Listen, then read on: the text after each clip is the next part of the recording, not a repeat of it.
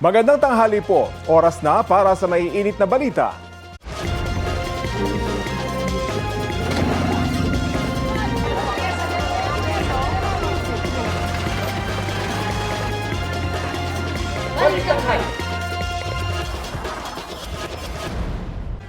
Napatay ng rumesponding pulis ang isang lalaki nag-amok at nanghabol ng ilang motorista habang may bit-bit na itak sa Barangay Canyogan, Pasig. Balita hatid ni EJ Gomez. Umalingaw-ngaw ang putok ng baril sa bahagi ng Mabini Street sa Barangay Canyogan, Pasig City kahapon. Kasunod nito, kita sa CCTV na hinabol ng isang lalaking may bit-bit na itak ang isa sa mga motorcycle rider. Inundayan niya ito ng saksak. Maya-maya pa, pareho silang bumagsak sa kalsada. Ang lalaking may dala ng patalim, tinamaan na pala ng bala. Ayon sa isa sa mga saksi, narinig na lang daw nila na may mga nagsisigawan sa labas at nakita ang lalaking nagwawala sa kalsada. Nanghabol po siya, may dala po kasing itak, nangamba ng mga tao. And then, nung nahamba niya yung isang motor, doon na po siya nabaril ng polis. Ayon sa mga rumisponding tauhan ng Barangay Canyogan, sinubukan pa ng mga pulis na awatin ang lalaking may bitbit na patalim, pero nanlaban daw siya. Imbis na ibaba, sinugod yung ating kapulisan. Hanggang sa mahawakan niya sa pa yung ating kapulisan, hanggang sa madapa. Kaya hawak niya pa rin yung kanya patalim. Hanggang nangabol na naman na isang motorista na natumba. Kaya wala nang nagawang kapulisan, kundi gano'n na nga, paputukan siya. Sa pahayag ng Eastern Police District NCRPO, sinabi nitong napilitan ng pulis na gumamit ng kanyang service firearm para mapigilan na nakaambang panganib. Dead on the spot ang lalaki. Dinatnan nga namin, meron na mga kapulisan doon na sokot. Subsub na yung tao. Wala nang buhay talaga. May dibdib na tumagos sa likuran. Yung tama ng bala. Narecover sa lalaki ang 20 pulgadang itak. Wala naman daw motoristang nasugatan ayon sa barangay. Inaalam pa nila ang pagkakakilanlan ng lalaki. Patuloy ang investigasyon ng Pasig Police sa insidente. EJ Gomez, nagbabalita para sa GMA News.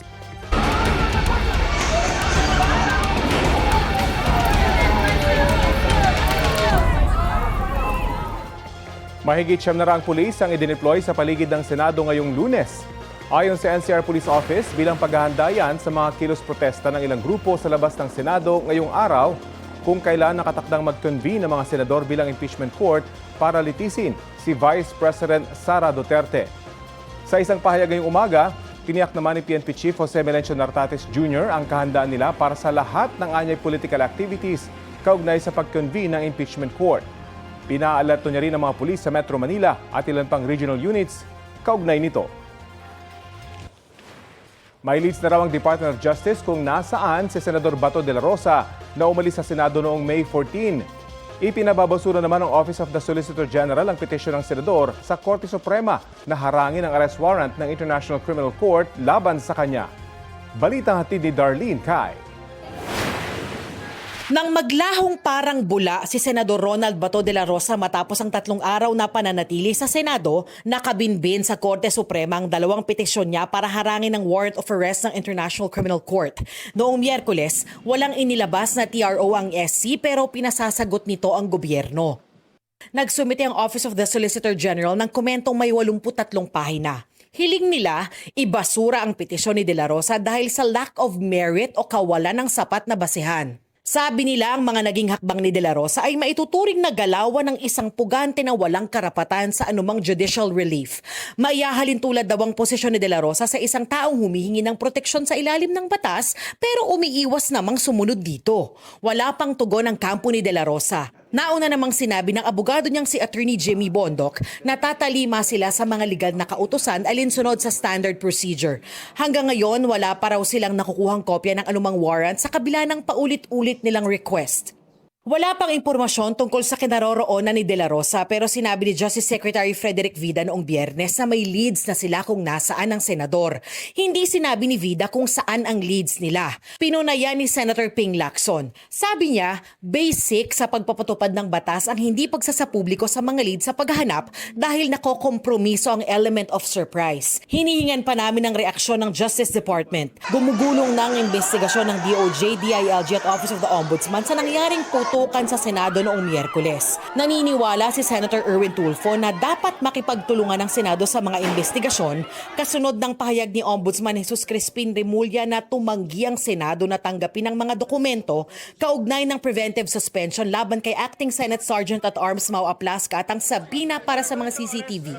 Kabilang sa mga gustong alamin ni Tulfo ay kung may basbas ba ni Senate President Alan Peter Cayetano ang pagpapaputok ni Aplasca na umaming unang bumaril. Marami kaming katanungan kami sa minority. We have a lot of questions na needs answer. Siguro si Senator Cayetano lang makakasagot sa Monday. Kailangan siguro ipaliwanag and the people are waiting. Ano ba talaga? Was it staged? Where was the Senate under attack?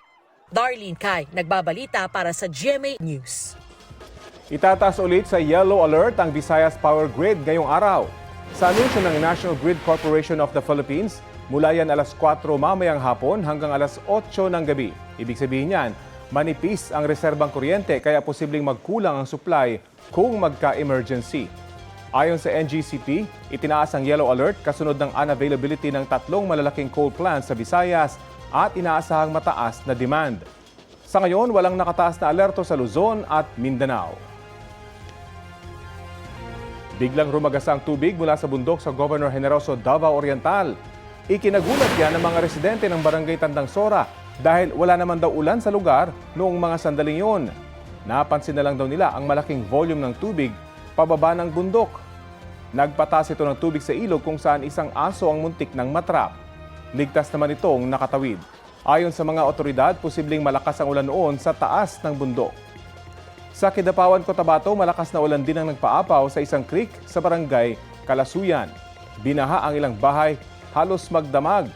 Wala namang iniulot na lumikas. Humupa ang baha at kumalma ang creek bago pa sumikat ang araw. Nabuwal naman ang malakas na hangin at masamang panahon ng isang poste ng kuryente sa barangay San Isidro, Rodriguez, Rizal. Pansamantalang hindi nadaanan ng mga sasakyan ang isang kalsada. Nagtulungan ng pulisya at barangay officials para maisaayos ang poste at mga kawad. Bigla namang bumuhos ang ulan na sinabayan ng malakas na kulog at kidlat sa Samal, Bataan. Ayon sa Pag-asa, local thunderstorm ang naranasan sa Bataan. Ngayong araw, inaasahang magko-convene ang Senate Impeachment Court na lilitis kay Vice President Sara Duterte. Bago yan, nagsama-sama ang ilang grupo para ipanawagang ituloy ang impeachment trial ng Vice Presidente. Balitang hatid ni Jonathan Andal.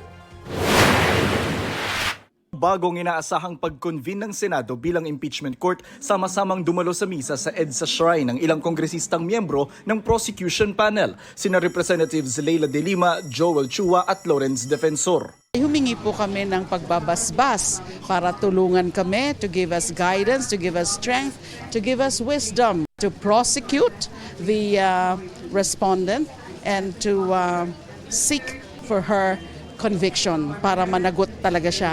Sa kanyang homily, nagpaalala si Novaliches Bishop Teodoro Bacani sa mga senador na maglingkod sa bayan at hindi sa isang tao lang kahit pag gaano ito kapopular lalo na kapag nakita na ang mga ebidensya. Makonsyensya naman kayo. Huwag ninyong sasabihin, tao naman ako ni Sara hindi ako boboto laban sa kanya. Hindi ka tao ni Sara kung ikaw ay senador. Tao ka ng bayan. Panawagan sa mga senador ni Bishop Bacani na isa sa framers ng 1987 Constitution, simulan kaagad ang impeachment trial. Kasama po ako sa sumulat ng konstitusyon na yon. Forthwith, agad-agad. Sabi, huwag na kayo magpapapasok sa bato sa Senado at magbabaril sa Senado. Agad-agad. Huwag na kayo magpapalit ng ligarado na gano'n na basta-basta. Bago ang misa, Nagrally sa EDSA Shrine ng ilang civil society groups. Yung sa loobin po namin, kailangan po nating ituloy yung impeachment trial na ilang taon nang inaantay ng taong bayan. Bagaman wala pa natatanggap na imbitasyon mula sa Senado, maaaring pumunta sa pag-convene ng impeachment court ang mga miyembro ng House Prosecution Panel. Bilang paghahanda sa trial, may mga nakatoka ng articles of impeachment sa bawat prosecutor na kongresista. Ang expectation naman ho natin sa mga House Prosecution Panel, kahit hindi ho sila assigned doon sa mga specific grounds po na ito, they will still be able to prosecute and present the evidence on the other grounds, no, na hindi po sila assigned. Sinusuri na rin ng prosekusyon ng mga kukunin nilang private prosecutor at mga saksi. Si Chua naman umaasang hindi makakaapekto sa impeachment process ang tensyon sa Senado. Ito ay kanilang constitutional mandate. At inaasahan naman din po natin na ang ating bagong Senate President bilang isang abogado ay mataas po ang kanyang paggalang sa ating konstitusyon. Jonathan Andal, nagbabalita para sa GMA News. Mamayang alas 3 ng hapon, nakatakdang magtipo ng mga senador bilang impeachment court na lilitis kay Vice President Sara Duterte ayon kay Senate President Alan Peter Cayetano. Sa liham ng Senate President na magsilbing presiding officer, sinabihan niya ang mga kapwa-senador na suotin ang kanilang impeachment robes sa pag-convene ng impeachment court mamaya. Nauna nang sinabi ng House Prosecution Team na dadalo sila. Ang articles of impeachment laban kay VP Duterte ay may kinalaman sa paglustay umano sa confidential funds ng kanyang opisina. Hindi umano maipaliwanag na yaman. Panunuhol umano sa ilang opisyal ng Department of Education. At pagbabanta umano sa laban sa Pangulo, First Lady at dating House Speaker.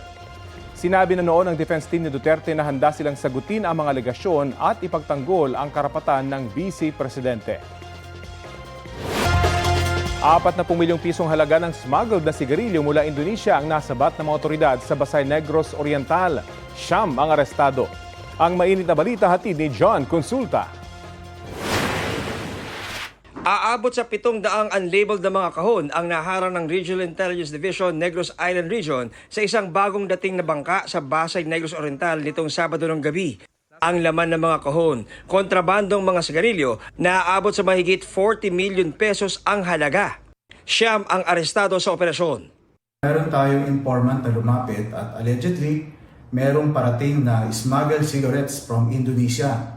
That's why we organize an operating team para i-validate yung said information. Bukod sa walang graphic health warning labels sa mga sigarilyo, may mga nakalagay na unauthorized tax stamps, kaya aabot daw sa milyon-milyon ang lugi ng gobyerno. Sila ay kakasuhan natin ng violation of Republic Act 12022, otherwise known as an act defining crimes of economic sabotage. Ito ay may penalty na life imprisonment or 5 times the value of the product being smuggled. John Consulta, nagbabalita para sa GMA News. Malapit na ang transition period ng bansa patungong rainy season o tag-ulan ayon sa Pag-asa. Pero hindi pa tapos ang dry season kaya maraming lugar pa rin ang makararanas ng matinding init at alinsangan. Ayon sa Pag-asa, posibleng pumalo sa danger level na 45 degrees Celsius na heat index ngayong Lunes sa Coron, Palawan, San Jose Occidental, Mindoro at sa Cuyo, Palawan. 44 degrees Celsius naman sa Dagupan, Pangasinan, Cavite City at sa Rojas, Capiz. 43 degrees Celsius ang posibleng heat index sa 11 lugar sa bansa. Habang 42 degrees Celsius naman sa Pasay City at sa 19 lugar. Extreme caution level na 41 degrees Celsius ang posibleng heat index ngayong Lunes sa Batac, Ilocos Norte at sa 16 na iba pang lugar. 40 degrees Celsius naman dito sa Quezon City at 9 na iba pang lugar. Base sa rainfall forecast ng Metro Weather, posible muli ang ulan sa iba't ibang panig ng bansa sa mga susunod na oras. Uulanin din ang ilang bahagi ng Metro Manila. Nakataas ngayon ang thunderstorm advisory sa ilang lugar sa Batangas, Cavite, Zambales, Pampanga, Tarlac at Quezon Province. Pinaalerto ang mga residente sa banta ng baha o landslide. Ayon sa Pag-asa, tatagal ang thunderstorm advisory hanggang 11:45 ngayong umaga.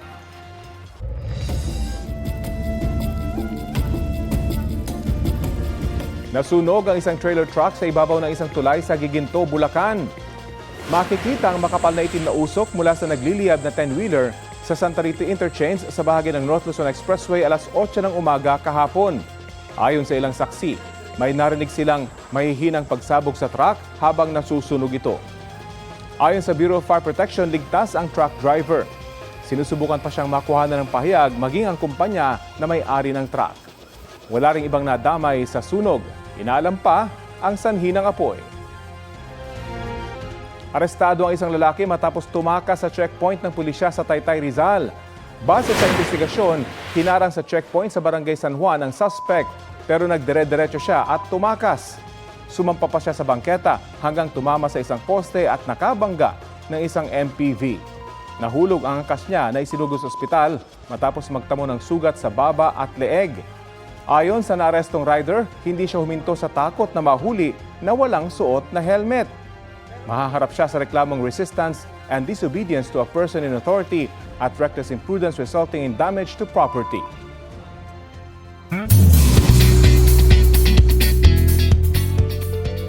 Monday latest, mga mare at pare, one memorable at music-filled night ang napanood ng fans sa recent concert ni Manila Phil-Am singer Jessica Sanchez.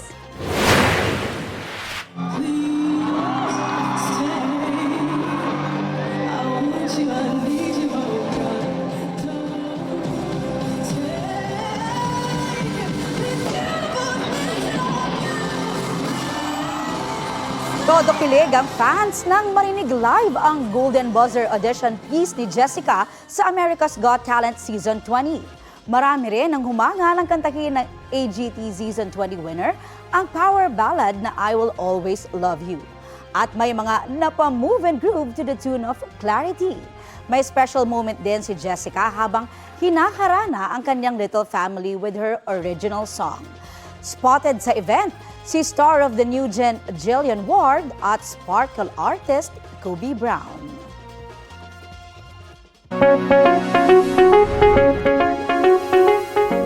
Nakikipag-ugnayan ng Department of Health sa World Health Organization kasunod ng pagdedeklara nito sa isang klase ng Ebola virus bilang public health emergency of international concern. Kaugnayan sa outbreak ng Bundibugyo Ebola virus sa Democratic Republic of the Congo at sa Uganda sa Africa. Sinabi ng WHO na sa 80 na ang nasawi sa Ituri Province sa DR Congo na hinihinalang dahil sa Ebola virus.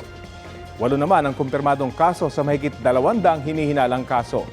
Sa Uganda, isa ang nasawi sa 2 kumpirmadong kaso ng Ebola. Pareho silang bumiyahe sa DR Congo. Ayon sa WHO, naipapasa ang sakit sa pamamagitan ng direct contact sa taong may sakit sa pamamagitan ng bodily fluids gaya ng dugo, dumi o suka. O kaya sa pamamagitan ng contact sa mga contaminated na bagay ng taong may Ebola disease o nasawi sa sakit. Kabilang sa mga sintomas ng Ebola disease ay lagnat, sobrang pagkapagod, sakit ng ulo at sore throat. Hindi tulad ng ibang klase ng Ebola virus, wala pang aprobadong bakuna para sa Bundibugyo strain. Pagtitiyak ng DOH, walang naitatalang kaso ngayon ng Bundibugyo Ebola virus sa Pilipinas. Isang linggo matapos ang pagpalit ng Senate President, muling umuugong ang posibilidad ng panibagong kudeta sa Senado ngayong araw. May ilang grupo ring humihiling kay Senate President Alan Peter Cayetano na bumaba sa pwesto. Wala pang pahayag tungkol dyan si Cayetano. Balitang hatid ni Sandra Aguinaldo.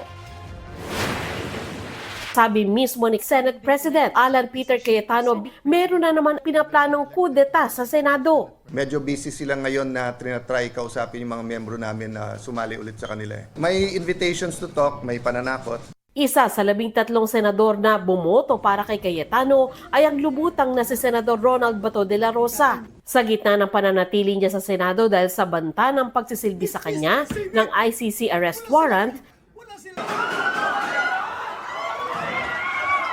nauwi sa gulong humantong sa pamamaril sa Senado noong Miyerkules. Umalis siya sa Senado Huwebes ng madaling araw.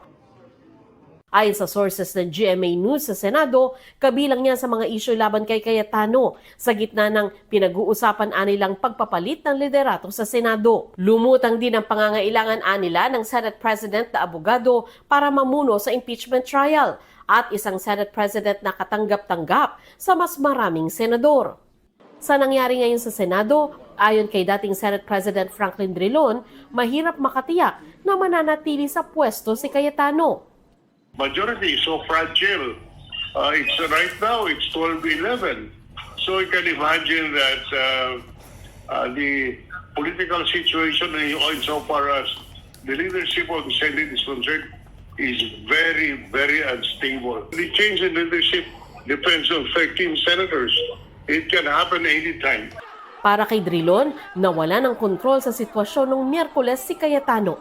That's a responsibility. Whoever is the president of the Senate, it is the sergeant at arms who fire the shots, and Pascal is under the supervision and control of the Senate president.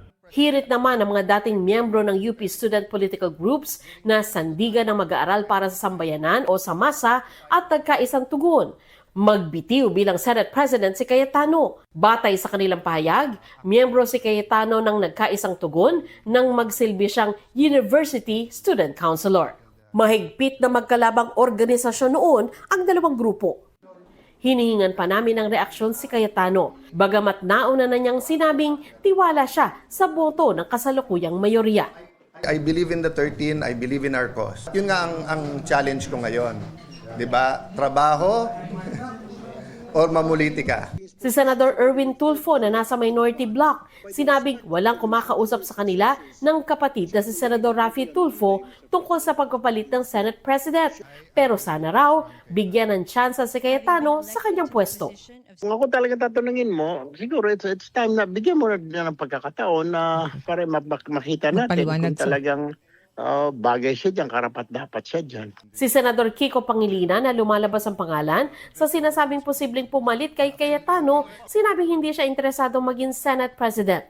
Tutulong na lang daw siya at mas importante anya sa kanya ang food security kesa Senate presidency. Sandra Aguinaldo nagbabalita para sa GMA News. Posibleng suspindihin ngayong linggo ang pagre-release ng tubig ng Angat Reservoir para sa irigasyon ayon sa National Water Resources Board. Bunsod yan ang patuloy na pagbaba ng water level ng nasabing dam sa Bulacan. Ayon sa NWRB, nauna nang binawasan ng water allocation para sa irrigation. Mas mababa na kaysa sa minimum operating level na 180 meters ang tubig sa Angat. Sa nakalipas na 24 oras, nasa 177.79 meters ang water level ng dam base sa bagong datos ng Pag-asa. Sa kabila ng pagbaba ng tubig, manageable naman ang sitwasyon para bigyang prioridad ang pagsusupply ng tubig para sa Metro Manila at ilang karatig probinsya ayon sa NWRB. Inaasahang hindi lubhang maapektuhan ang mga magsasaka ng pagsuspende ng water release para sa irigasyon dahil halos anihan na nga sa araw na ngayon. Bukod sa Angat, bumaba rin ng tubig sa Lamesa, San Roque at Pantabangan Reservoirs ayon sa Pag-asa. Tumaas naman ang water level sa Ipo, Ambuklao, Binga, Magat at Caliraya Reservoirs. Arestado ang isang babaeng nandukot ng pouch na isang estudyanteng tumatawid sa pedestrian lane sa Valenzuela. Aminado ang suspect sa krimen. Balitang hatid ni Bea Pinlac.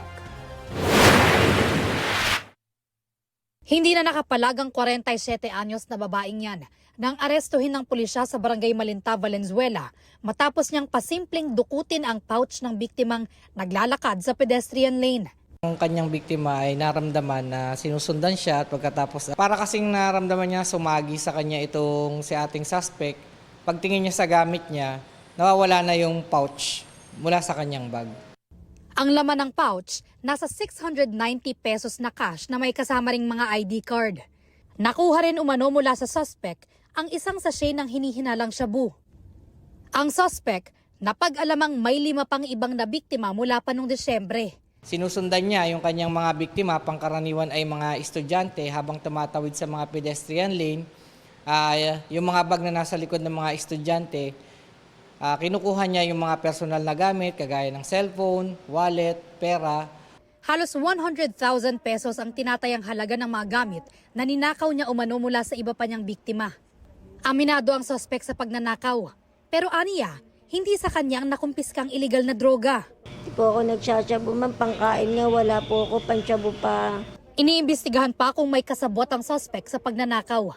Maharap siya sa reklamong theft at illegal possession of dangerous drugs. Kung maaari, kung maglalakad tayo at tatawid tayo sa mga pedestrian lane, ilagay natin sa ating harapan ang ating bag upang maiwasan natin ang mga katulad na insidente ng ganitong pandurukot. Bea Pinlac, nagbabalita para sa GMA News. Kaugnay sa mga petisyon sa Korte Suprema ni Senador Bato de la Rosa para maharang ang ICC arrest warrant, kausapin natin ang abogado niyang si Attorney Israelito Torion. Magandang umaga at welcome po sa Balitang Hali. Hello. Magandang hapon po. Opo. Magandang tanghali po sa lahat. Assalamualaikum warahmatullahi wabarakatuh. Opo, nakipag-ugnayan na po ba sa inyo si Senador Bato de la Rosa mula nang umalis siya sa Senado nitong Huwebes? As of the present, wala pa po. I only communicate through the members of his family. Pero bago po kayo maghiwalay noon, ano ba yung huling usapan po ninyo? Well, we talk about his last kasi noon pumunta kami mga 1:30 doon sa crime scene. Nagpicture kami doon sa saan ang putukan, nagvideo kami, kasama kami, and then umakyat kami sa kanyang opisina, and we talked about yung center doon, yung section 17 of Republic Act 9851, kung ano ba talaga yan. Nagtatanong siya kung yung surrender, kailangan ba talaga yan ng may procedure tayo dito. Sabi ko naman sa kanya, kailangan yan kasi, Senator, na meron talaga tayong supposedly local procedure as to how it will be applied in the Philippine jurisdiction. Kasi nga po, doon sa extradition, dalawa lang naman choices niyan, surrender or extradition. Sa extradition, meron na tayong what you call this procedural mechanism. Pero sa surrender, wala. Kaya nga, nagtataka ako, bakit nag-i-insist yung some agencies of the government in outrightly implementing a foreign warrant of arrest na hindi pa dumaan sa ating local courts. Yun ang aming discussion doon. So naintindihan naman po niya yung inyong paliwanag, pero bakit po kaya umalis pa siya? At alam niyo po ba na may balak siyang umalis nung madaling araw na yon? Honestly, hindi namin napag-usapan na meron pala siyang plano na ganun. No? Nung pagbalik ko nga mga 9:30, 9:28 ng umaga on the same day, akala ko nandun pa siya. Kaya pala nagtanong yung supervisor ng USAA sa akin na kung sino ba daw nagpaakyat sa akin. So, only later, nung press ko na si Senator Cayetano, dun ko pa na-confirm talaga na wala na nga siya. Kasi sa opisina, na-stayed doon, wala siya, and hindi ko lang sure at that time. Sabi po ng OSG, may tuturing na galawan daw ng isang pugante, yung mga naging hakbang ni De La Rosa, kaya walang karapatan sa anumang judicial relief. Ano pong masasabi niyo riyan? Yun ang opinion nila, but we are in the process now of finalizing. No? Actually, tapos na, pero nire-refine lang namin yung ibang punto, yung aming reply. Yung concept kasi ng fugitive from justice is contained now in Balyacar Transit. No? Hindi po yun mag-apply kay Senator Bato de la Rosa kasi wala namang local warrant of arrest, wala naman siyang kaso dito sa Pilipinas. Questionable pa nga kung may jurisdiction ba ang ICC sa atin.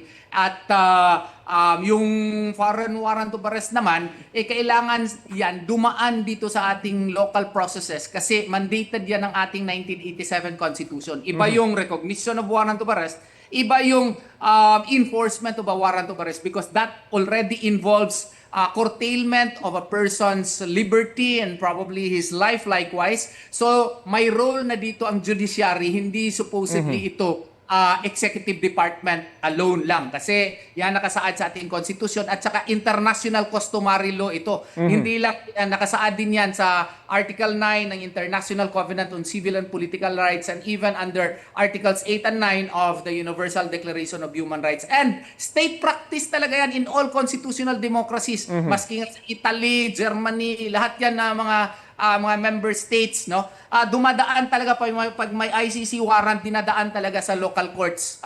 Tayo lang ang pinaka-unique na hindi natin dinadaan yan dito sa ating korte. Ayun na nga po, magkakasalungat talaga yung mga explanation patungkol dito. Sa panayam po sa inyo ng unang balita kanina, ano ang ibig sabihin nyo na hindi nabigyan ng pagkakataon si Senator De La Rosa na depensahan po yung kanyang sarili? Ganito yung ICC kasi follows the inquisitorial method of investigating a crime. Secret po lahat.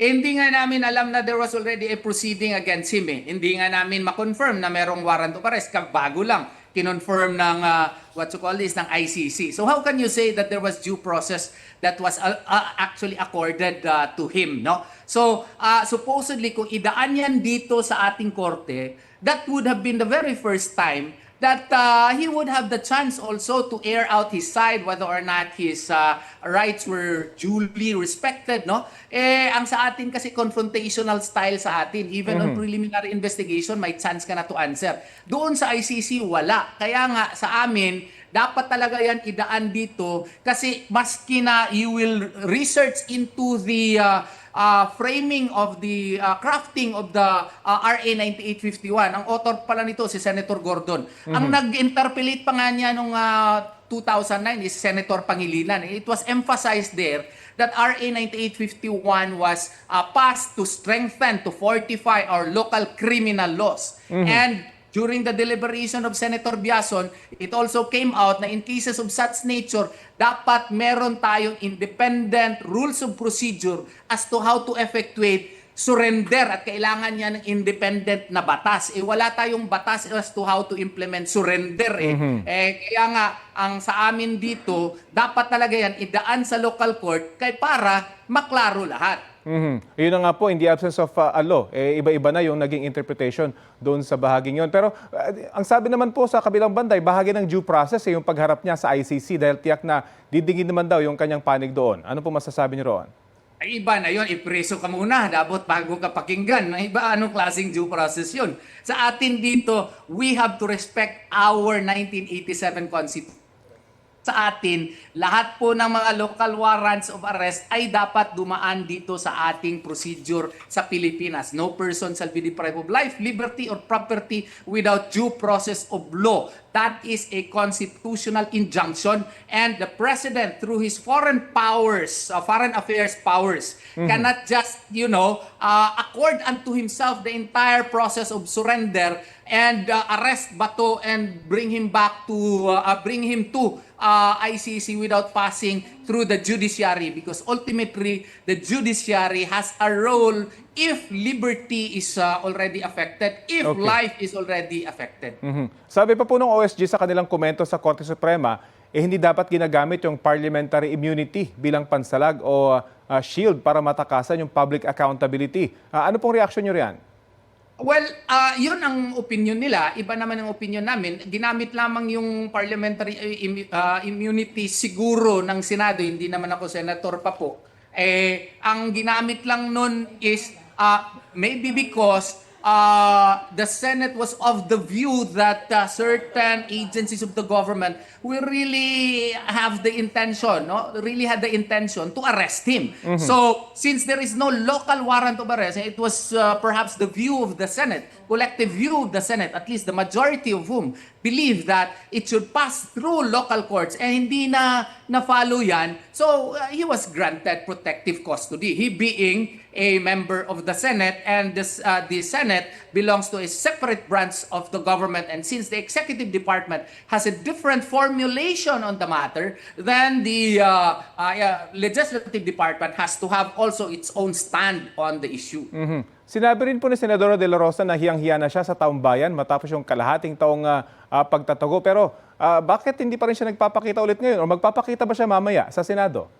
Well, that is a question that can only be answered by him. True, nahihiya siya kasi nga po dapat sana yung gobyerno natin may clear-cut policy. Ano ba talaga tayo? Kung surrender, may procedure na ba tayo na gagawin paano ito magdaan sa ating korte? Yung proseso ba that under our Bill of Rights will be followed? You know, the Bill of Rights was precisely enshrined in the 1987 Constitution to protect against government excesses. Yun ngayon, nangyayari na nga yan, kailangan nga yan i-follow talaga na isundin yung nakasaad sa ating 1987 Constitution. At this point, ano pong advice nyo sa inyong kliyente? Hindi ako makapag-advise sa kanya kasi wala akong connect sa kanya, but through his family, we communicate with each other, and I am now finalizing our reply to the comment filed by the Solicitor General. And we are likewise preparing kung ano ba yung iba pang hakbang na pwede naming gawain. Okay, maraming salamat po sa oras na ibinahagi niyo po sa Balitang Hali. Salamat po. Yan po si Attorney Israelito Torion.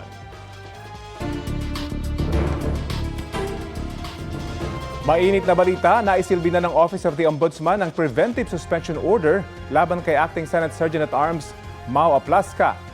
Kaninang umaga, namatang papasok sa Office of the Senate Secretary ang dalawang taga-ombudsman. Tumanggi silang magsalita at kumpirmahin kung ano ang dinala nila roon. Kinumpirma ni Assistant Ombudsman Attorney Miko Clavano na tinanggap na ng Senate Secretariat ang suspension order at ang subpoena para sa CCTV footage kaugnay sa nangyaring pamamaril sa loob ng Senado nitong Miyerkules ng gabi. Una nang sinabi ni Ombudsman Jesus Crispin Remulla na ayaw tanggapin ng Senado ang isinilbi nilang subpoena at suspension order. Pero anya, considered served na yon. Wala pang reaksyon si Aplasca tungkol sa suspension order. Pinangunahan ni Pangulong Bongbong Marcos ang paglulunsad ng Bawat Bayan Makikinabang program sa Makati City ngayong araw.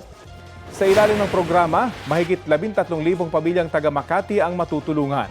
Tig 200,000 piso naman ang matatanggap na dagdag pondo ng kada barangay. Mahigit 100 presidential scholars ang may tig 20,000 pisong cash assistance. Ayon sa lokal na pamahalaan ng Makati City, malaking tulong ang pondo para mapaganda ang mga serbisyo sa mga taga Makati, pati na rin ang bagong Pilipinas Rice Program ng gobyerno. Nitong Biyernes naman, inilunsad din ang programa sa Tuguegarao, Cagayan. Pinungunahan din ni Pangulong Marcos ang pamimigay ng tig 10 kilong bigas sa mga benepisyaryo.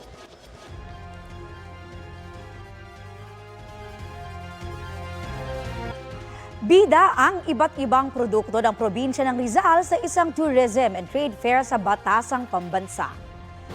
Tampok dyan ang delicacies mula sa 13 bayan at isang lungsod ng Rizal.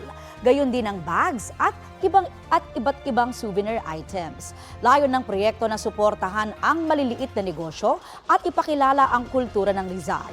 Nagkaroon din ng mga pagtatanghal na nagpapakita ng kultura ng bawat bayan at lungsod ng probinsya. Magtatagal ang Pasyal sa Rizal 2026 Tourism and Trade Fair hanggang sa Miyerkules, May 20.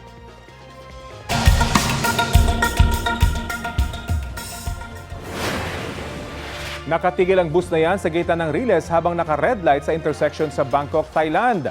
Ilang saglit pa. Dumating ang tren at nasalpok at nakaladkad ang bus. Damay rin ang ilang sasakyan at motorsiklo. Ayon sa Deputy Transport Minister doon, napatigil ang bus sa Riles nang mag-red ang traffic light dahilan para hindi maisara ang barrier sa Riles. Hindi rin agad nakapreno ang tren. 8 sakay ng bus ang nasawi, habang 32 ang sugatan. Nasampahan na ng reklamo ang driver ng tren. Pinag-aaralan ding sampahan ng reklamo ang bus driver na nagpapagaling pa sa ospital. Sa mga hindi pa nagpaparehistro, maaari pang humabol sa huling araw ng voter registration para sa 2026 barangay at sangguniang kabataan elections ngayong araw. Pumunta lang sa Office of the Election Officer o satellite voter registration sites sa inyong lugar hanggang mamayang alas 5 ng hapon. Pagdating sa site, ihanda ang valid government ID. Sagutan ang voter registration form at humanda sa biometrics kung saan kukuha ng larawan, fingerprints at pirma. Ayon sa Commission on Elections, 1.4 million new voters ang target nila sa nationwide registration. Malapit na raw matapos ng Office of the Ombudsman ang first draft ng resulta ng investigasyon nito sa questionabling flood control projects. Sabi ni Ombudsman Jesus Crispin Remulla sa kanyang radio program, para yan sa reklamong conspiracy to commit plunder laban sa ilang mambabatas. Kabilang sa mga iniimbestigahan ng small committee kung saan umano ginawa ang insertions at pagbabago sa 2025 budget. Ilan sa mga tinukoy na miyembro ng komite ay sina Nooy House Appropriations Committee Chairman Zaldico, Nooy House Appropriations Committee Senior Vice Chairperson Stella Kimbo, Nooy House Majority Leader Manix Dalipe at House Minority Leader Marcelino Libanan. Conspiracy to commit plunder ang ikinakasa. Ayon kay Remulla, malapit na ring matapos ang investigasyon sa reklamong money laundering laban kay dating House Speaker Martin Romualdez. Dati nang itinanggi ni Romualdez na may kinalaman siya sa budget insertions kaugnay sa flood control projects. Sinisika pa rin kunin ang pahayag ng iba pang mamabatas na iniimbestigahan ng Ombudsman.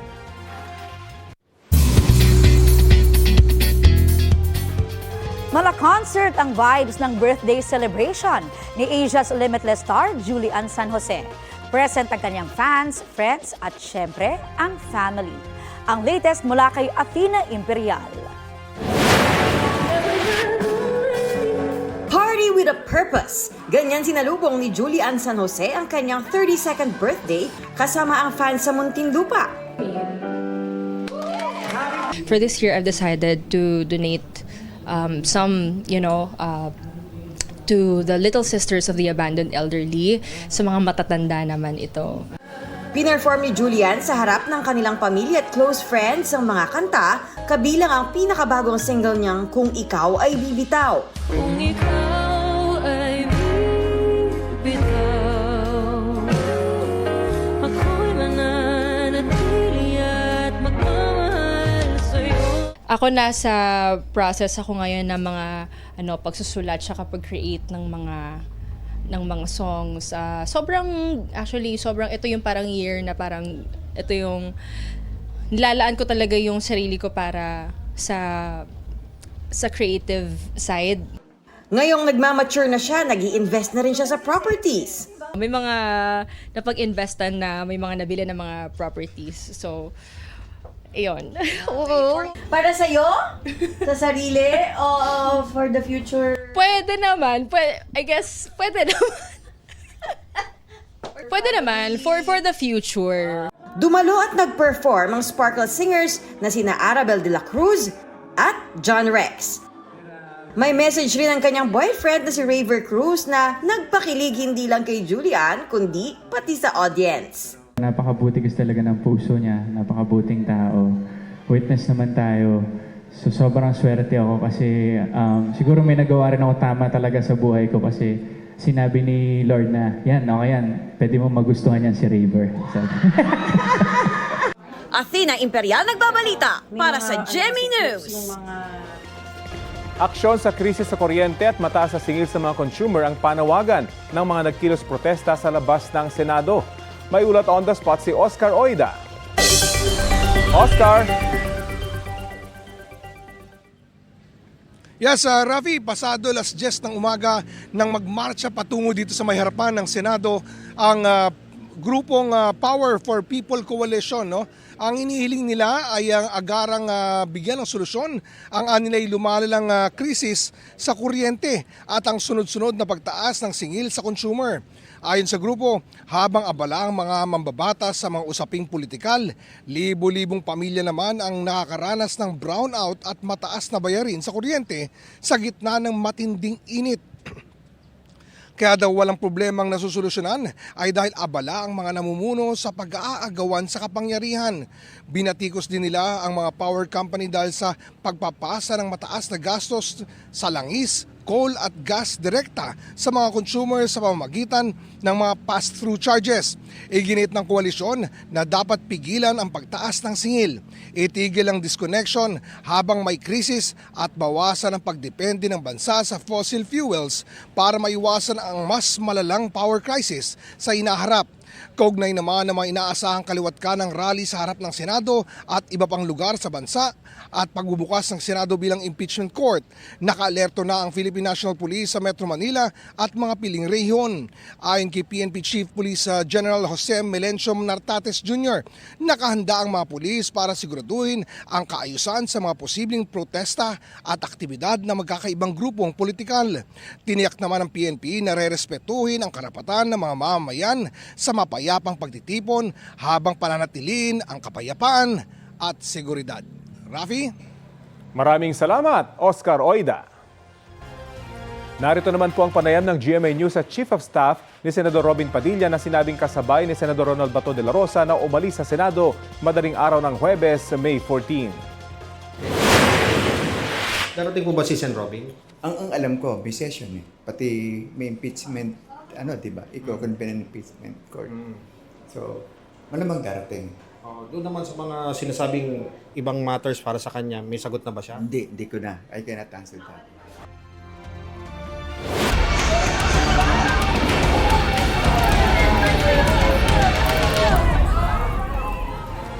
Positibo sa gunshot residue test ang inarestong driver ng National Bureau of Investigation matapos ang gulo roon noong Miyerkules.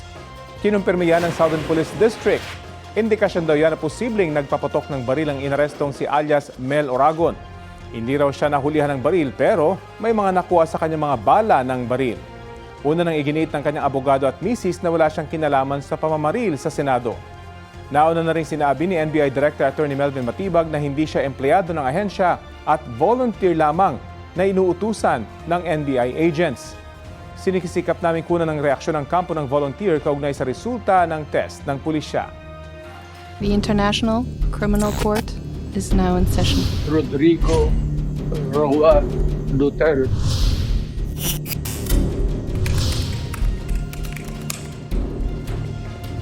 Ipinapanukala ng prosecutor sa International Criminal Court na simulan sa November 30 ang paglilitis kay dating Pangulong Rodrigo Duterte para sa kasong Crimes Against Humanity. Ayon sa prosecution team, inaasahan nilang sa September 30 makukumpleto ang mga kailangan sa paglilitis tulad ng paghahanda sa mga testigo at sa proteksyon para sa kanila. Nasa 60 hanggang 70 testigo ang plano nilang iharap sa trial proper. Para naman sa common legal representatives of the victims, pwedeng sa Setyembre na magsimula ang paglilitis. Pero para sa Duterte Defense Team, kailangan munang masuri uli ang kakayahan ng dating Pangulo na humarap sa paglilitis bago magtakda ng petsa para dyan.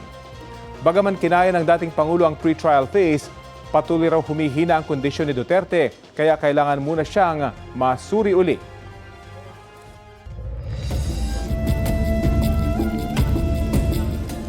Huli kam ang pagnanakaw ng isang lalaki sa isang nakaparadang motorsiklo sa Talisay, Negros Occidental. Sa kuha ng CCTV, kita ang lalaki na nakaupo malapit sa mga nakaparadang motorsiklo. Tumayo siya at lumapit sa isang motorsiklo. Nagtago pa siya ng ilang segundo hanggang sa tuluyan ng pinaandar at tinangay ang motorsiklo. Ayon sa biktima, paalis na siya sa trabaho nang malamang ninakaw ang motorsiklo. Hiniram lang din daw niya ito sa kanyang bayaw. Sabi naman ng ilang driver, madalas talagang target ng pagnanakaw ang parking area.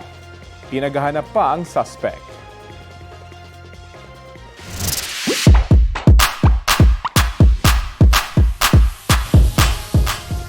Kumasa sa challenging trails ang mahigit 1,000 runners sa isang marathon sa China.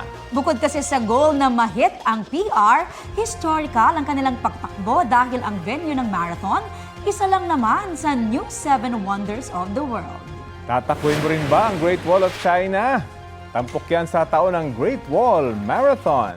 Bukod sa layo ng finish line, dagdag challenge sa mga runner ang hindi pantay na kalsada, paiba-ibang elevation at matatarik na hagdan.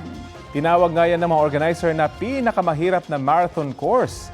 Ang makakarating sa finish line, tiyak na deserve masabitan ng medal. Wow!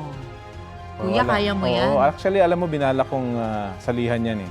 At baka salihan ko pa yan one of these days. Mukhang enjoy naman eh, kasi maganda yung view, di ba? Yes. Doon ka tumatakbo. Yan ang may init na balita ngayong tanghali. Ako po si Rafi Tima. Kasama niyo rin po ako, Aubrey Carampel. Ito ang GMA News. Walang kinikilingan, walang pinoprotektahan. Noon at ngayon, serbisyong totoo.